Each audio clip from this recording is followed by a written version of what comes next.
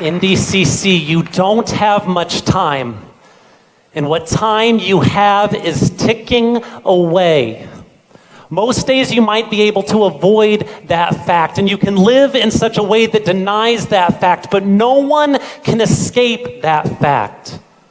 You have less time today than you had yesterday, less time now than you had 10 seconds ago. Time is limited. Your time is limited.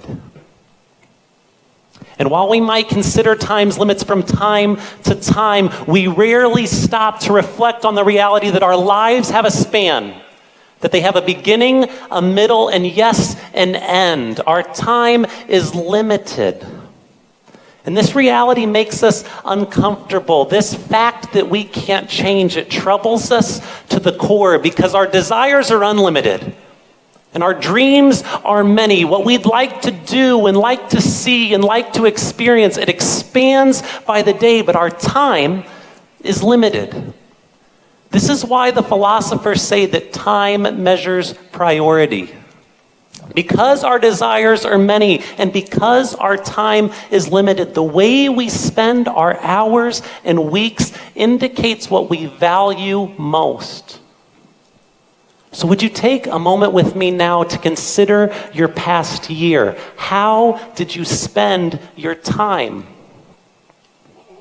Did you spend it wisely or did you spend it poorly? Did you use it well or did you waste it away?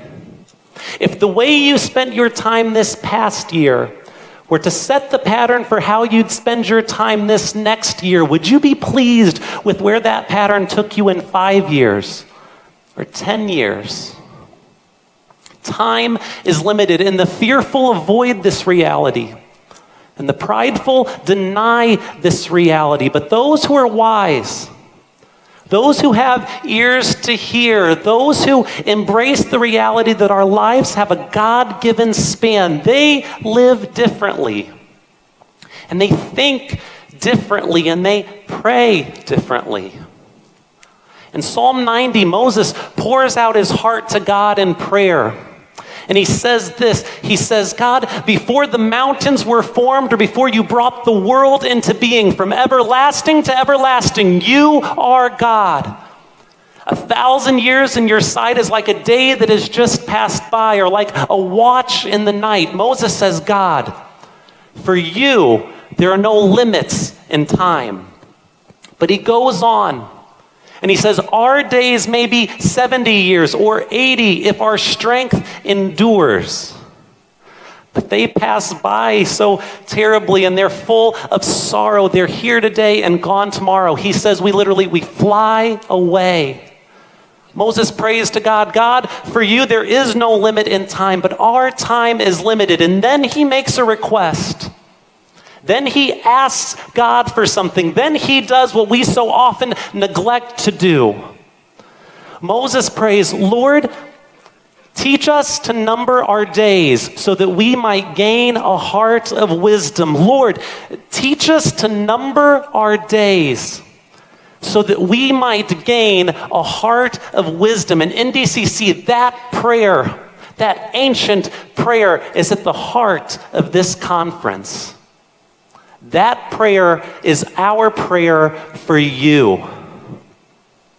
Because time is limited. Your time is limited, and it's possible to waste it.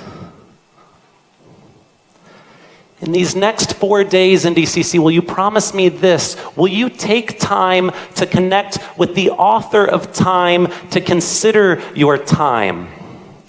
You have the precious opportunity in these next 4 days to forever change the way that you view your time and spend your time. And how does that kind of change happen?